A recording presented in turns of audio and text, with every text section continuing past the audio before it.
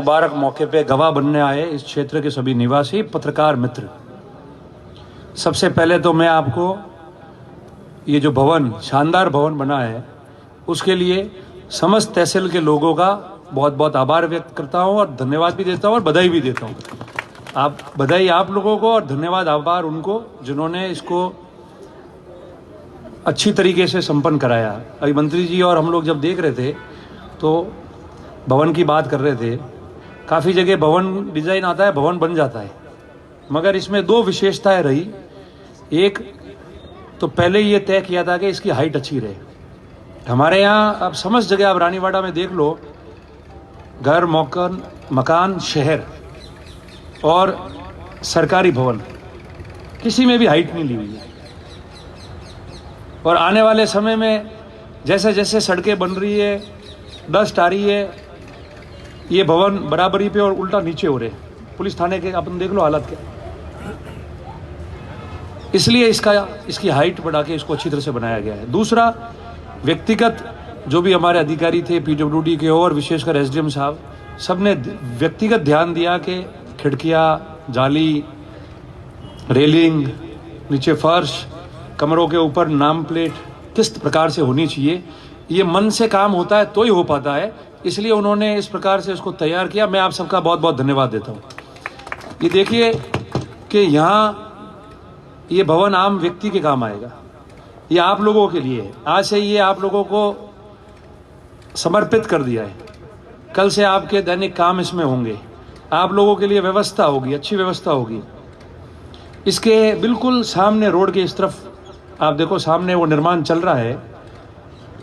मंत्री जी यहाँ है, कलेक्टर साहब है, कृषि भवन बन रहा है, कृषि विभाग वाले काम कर रहे हैं। एसपीआर योजना में हमने बनाया है, जो योजना राजस्थान सरकार अगर केंद्र को पैसा नहीं डाले साथ में तो वो योजना राजस्थान में लागू नहीं हो सकती।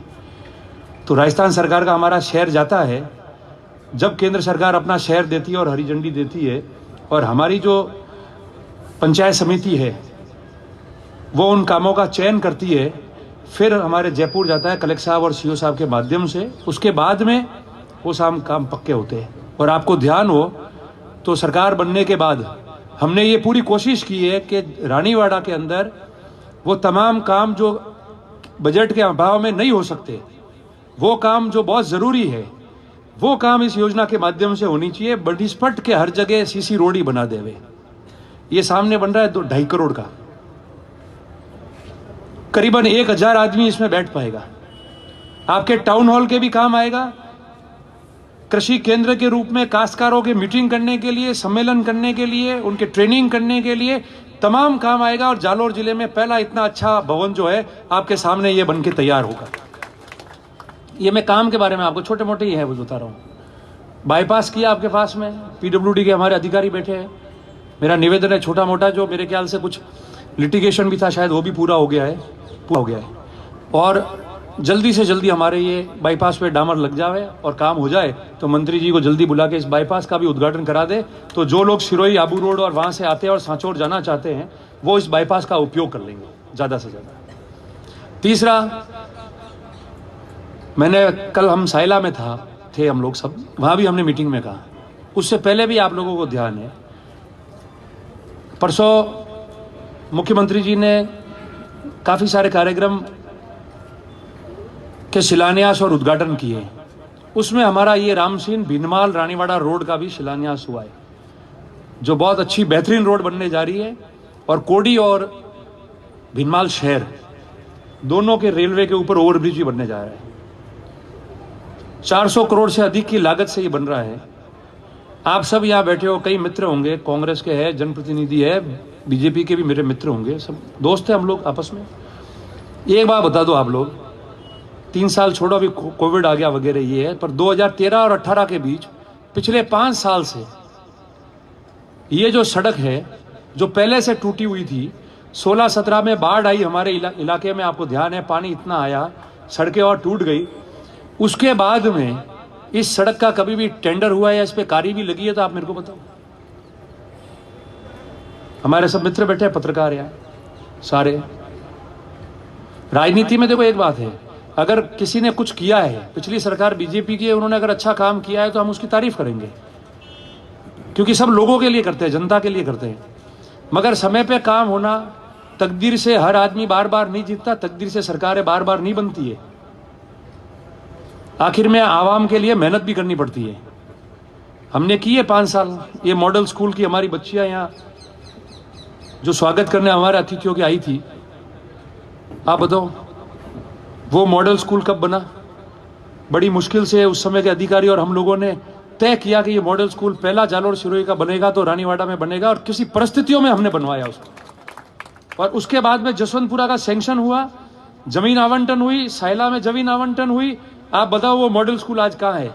धरातल है क्या? वो तो रेवदर का बन गया, साथ में इन दोनों जिलों में 2 बन गए, बाकी कौन सा मॉडल स्कूल है? अभी तक नहीं बना।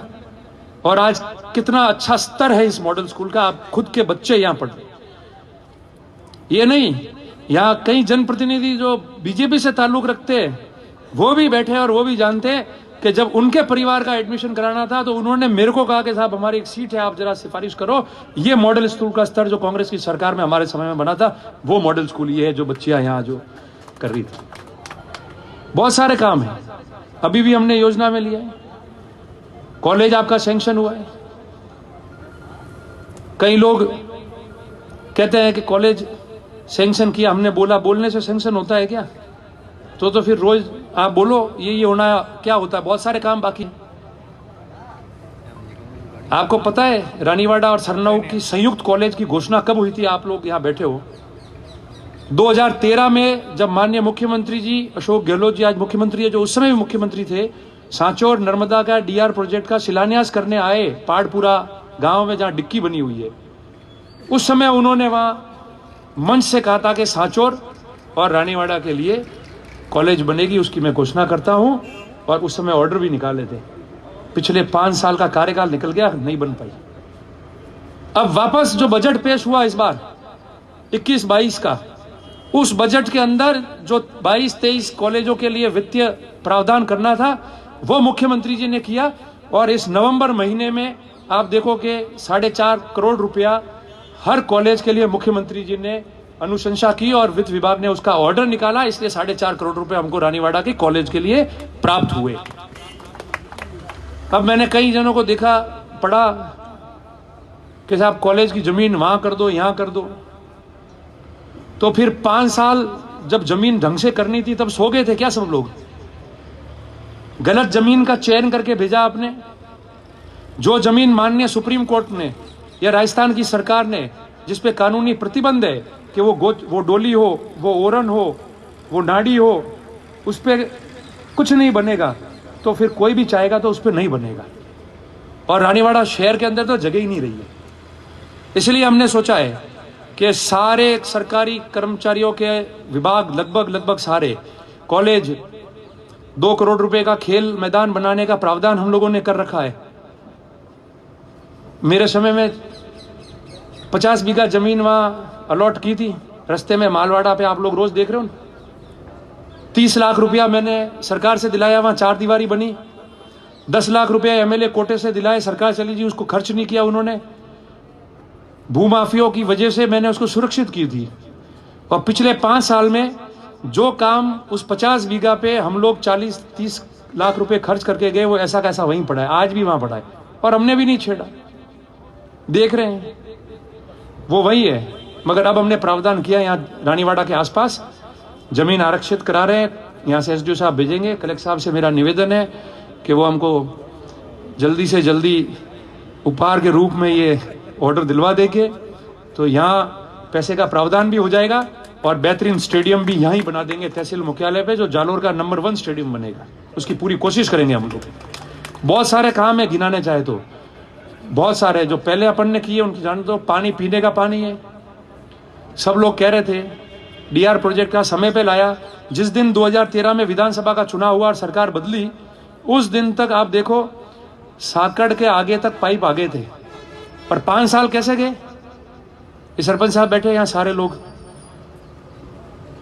5 साल क्या पानी आ गया था? 5 साल में पानी आपके बताओ आप, अगर मैं गलत हूं तो ना कह सकते हो आप। कोई भी व्यक्ति किसी पार्टी जाति धर्म का हो, क्यों नहीं आया? वो क्लस्टर की योजना थी, खराब कर दी।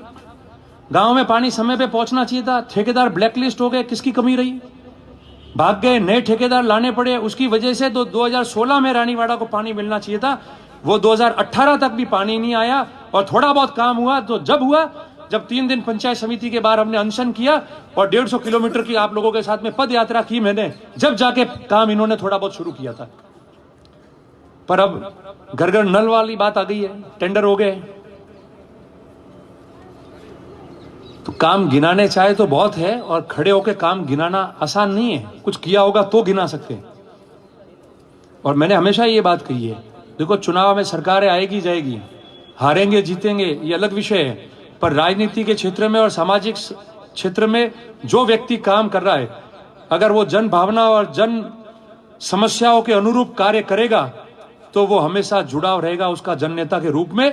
और नहीं तो आप 5 बार भी विधायक बन जाओ तो इतिहास आपको याद नहीं कर सकता, ये मेरा मानना है, और आप लोग खुद भी देख रहे हो सारे लोग। इसलिए मैं आपसे ये निवेदन कर रहा हूं, ये बातें मैंने इसलिए की, थोड़ा समय लगा, कारण कि क्या होता है कि रोज ये जो व्हाट्सएप यूनिवर्सिटी के लोग हैं, इनके पास कोई काम नहीं है, इन लोगों के पास में खुद की सरकार में तो कुछ कर नहीं पाए। ऐसा नहीं है, 1-2 अच्छे काम हुए होंगे तो हमने तारीफ की है, मगर आप कुछ करके नहीं गए। जो कर रहे हो, हमारा अधिकारी हो, हमारा कर्मचारी हो, नेता हो, सरपंच हो या कोई भी हो, आप उनको डिमोरलाइज करने की कोशिश करो, हतोत्साहित करो उनको, तो वो हो नहीं सकता। हम उनके साथ में खड़ा रहना पड़ेगा, काम इन्हीं लोगों से लेना है आपको। मैं भी अच्छा हो या बुरा हो, मगर सेवा तो आपकी मैं कर रहा हूं। आप अच्छे हो या बुरे हो, मगर जरूरत मुझे आपकी, आपको मेरी है। अधिकारी अच्छा है या बुरा है, काम वही करेगा, उसको ठीक कर सकते हैं, उनको सुझाव दे सकते हैं, गलतियों को अंकित कर सकते हैं हम कि ये सही है ये गलत है, मगर उसका तात्पर्य ये नहीं होता कि हम कह दे कि कुछ नहीं है, आप टीका करो। मैं सबसे निवेदन करता हूं आपको, वो हमारे साथ में पार्टी में है या विपक्ष में है, वो कोई भी व्यक्ति है, निष्पक्ष भी है, कि अगर इस क्षेत्र के लिए कोई भी अच्छा काम हो रहा है तो मेहरबानी करके उसमें टीका टिप्पणी मत करो, आप सुझाव दो। अगर कहीं गलती और चूक रह रही है तो उसको आप इशारा करके बताओ कि ये गलती है, चूक है, तो हम उसको ठीक करें, क्योंकि आखिर में इस क्षेत्र की जनता और 36 कौम को लाभान्वित होना है, आपको और मेरे को नहीं है। मैं भी भाषण दे के जाऊंगा, एमएलए साहब कारणवश नहीं आ पाए, बाहर गए होंगे, जयपुर गए, मैं भी जाना है। एमपी साहब को भी मैंने निवेदन किया था कि आप आइए, पार्लियामेंट है इसलिए नहीं आ पाते। हमारे सब आदरणीय हमारे जनप्रतिनिधि है, सबके सहयोग से काम चलता है, एक व्यक्ति कभी कुछ नहीं कर सकता है। सब मिल के काम करेंगे तो हमारे क्षेत्र का विकास होगा, विकास होगा तो रोजगार होगा। मुझे याद है मंत्री जी, आज भी आपको एक छोटा किस्सा बताऊं, मैंने जब मॉडल स्कूल लाई, पीने के पानी के लिए हमने लाया, जसवंतपुरा में 50 साल से पूरे राजस्थान में एक तहसील थी, नई तहसील और उप तहसील सर्जित करना बजट में अलग बात थी, मगर 50 साल 60 साल पहले जो स्टेट टाइम में तहसील रही और बाद में वो खत्म हो गई, उसको पुनः तहसील और एक साथ में उपखंड कार्यालय करना, ये राजस्थान में एकमात्र किस्सा था, वो जसवंतपुरा का था। माननीय मुख्यमंत्री जी को हम वहां लाए, मीटिंग की, बड़ा जन समूह आया, उन्होंने संबोधित किया और बजट में जाते ही तहसील, दूसरी बार एसडीओ ऑफिस, ये सारे काम हमने किए। पर मैंने उस समय कहा कि रिक्को बनाओ, यहां हमारे यहाँ के सारे लोग बाहर रह रहे हैं। आज आबू रोड में आपको पता है, ये बात मैं इसलिए कह रहा हूं क्योंकि आप लोगों को रोजगार की जरूरत है, भले मैं हो या कोई भी व्यक्ति हो, राजनीति में किसी भी पार्टी का हो, आप उससे सवाल पूछ के आपका काम करा सकते हो, इसलिए आपको जानकारी दे रहा हूं।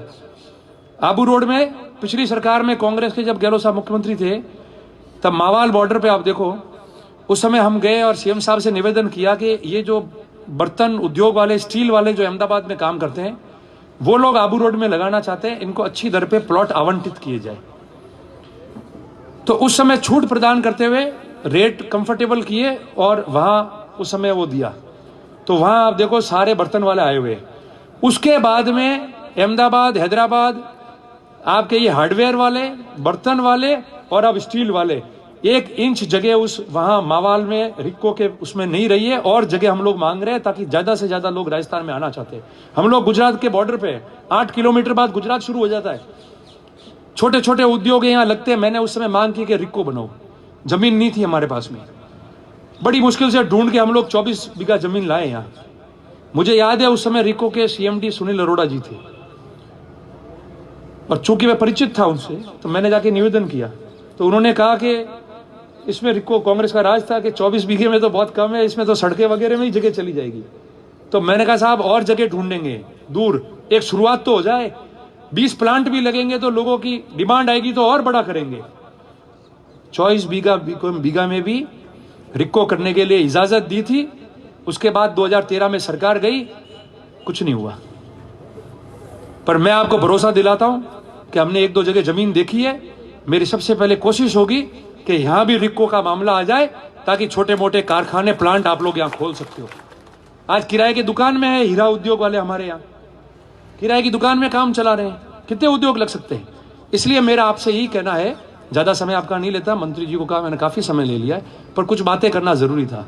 जो भी मौका आपने हमको दिया है, इस चीज की कोई मलाल नहीं है। आदमी सोचता है कि मैं जीता होता बढ़िया रहता, पर नहीं जीतने से मैंने आपको कहा कुछ नहीं होता है। और थोड़ा मोरे लकीड़ो है कि कदी जो હું તો જીતું કે નહીં જીતું, પણ મારા હાથથી હોય જીતો ડાય તો હું મનમાં રાજી હોઉં કે બે પડદો નહીં જિલ્લા પરિષદ में परिवार पूरो है हमनो। और एड़ा भी अवसर है कि कदी नीच जो जीतता था उन्होंने मारे हाथी पर जीता दिया, ताकि उन्होंने कदी जाता टाइम वो नहीं रहा कि मोनी जीती हो कदी। वो आप लोगों की मेहरबानी थी है। ठीक है अर्जुन जी, बोला कि नहीं आप अंग्रेजी में बोलते, सही बात है कि नहीं है? बिल्कुल आप हाँ कहना, क्योंकि आप सब जगह पॉपुलर स्कीम में हो, हर जगह बैठ के बात करते हो, इसलिए तो वो वर्ण चिंता नहीं है। विधानसभा के चुनाव में, लोकसभा के चुनाव में बहुत अच्छे वोट आप लोगों ने मेरे को दिए, पूरे राजस्थान में लोकसभा चुनाव में और विधानसभा चुनाव में, इस पूरे संभाग में। और मैंने कहा हर आदमी हर बार नहीं बनता है, मैं जिसमें जुनून है राजनीति करने का और सेवा करने का, वो हमेशा आपके बीच में रहेगा। मैं आपको इतना ही भरोसा दिलाता हूँ, मंत्री जी आए, अगली बार वापस छोटे मोटे उद्घाटन है वो कराएंगे, एक बार जन सुनवाई रखाएंगे, अधिकारी सब साथ रहेंगे, वो आपकी बात सुन लेंगे, छोटे मोटे काम होंगे उसका निपटारा करा देंगे, किसी प्रकार की कोई समस्या नहीं होने देंगे। सरनऊ की हमारी नई पंचायत समिति बनी है, आप लोगों के आशीर्वाद से, वहां आप लोगों के मतदाता और उनकी आशीर्वाद से कांग्रेस का पहली बार पंचायत समिति और पहली बार बोर्ड बना है। आपका आभार व्यक्त करता हूं। उसका भी शिलान्यास कराना हम मंत्री जी को वापस पुनः निवेदन करके यहाँ बुला के कराएंगे। और 2 साल कोरोना में हमारे खराब हुए हैं, कोशिश करेंगे कि वो पूरे स्पीड अप हो। बाकी आप चिंता करवाने की कोई जरूरत नहीं है, क्योंकि जने कोई नहीं मलियो वो कर नहीं बनतो है, वने ऊँग नहीं आवती। अब तो हारो जीतो मनक खुश ने मन को वश में फरू सेवा करूँ तो मने ऊँग हारे आवे। और जो थोड़ी ऊँग उड़ावारी कोशिश करी, चिंता मत करो, मुँह बनवारी घनी उड़ाऊरी। इसलिए आपको सबको, हमारे पत्रकार मित्र, आपको धन्यवाद देता हूँ सब लोगों का, जो समय समय पे बताते रहते हैं कि क्या क्या काम यहाँ चल रहा है। और भी बताएंगे ये लोग आगे आने वाले समय में। पुनः मंत्री जी का स्वागत करता हूँ, सारे अधिकारियों का धन्यवाद। कलेक्टर साहब से पुनः निवेदन करता हूँ कि जो छोटे मोटे हमारे लैंड अलॉटमेंट है या स्कीम्स में कोई चेंज करनी है, आपने हमेशा बहुत तुरंत कार्रवाई की है, कोई देरी नहीं की है, इस बात का मैं गवाह हूँ। मगर फिर भी थोड़े रहेंगे तो हमारा काम और स्पीड में हो जाएगा, यही मैं आपसे निवेदन करते हुए आप समस्त लोगों का आभार व्यक्त करता हूँ। बहुत बहुत धन्यवाद। जय हिंद। बहुत बहुत धन्यवाद परम सम्मानीय श्रीमान रतन जी देवासी साहब का। बहुत ही गहन रूप से आपने हमारे बीच में चर्चाएं की हैं, सभी के साथ बहुत अच्छी बातें शेयर की हैं। मैं 2 मिनट का कार्यक्रम है इन बच्चियों का, चूँकि आदरणीय देवासी जी ने मॉडल स्कूल का नाम लिया है और रानीवाड़ा की एक उपलब्धि है।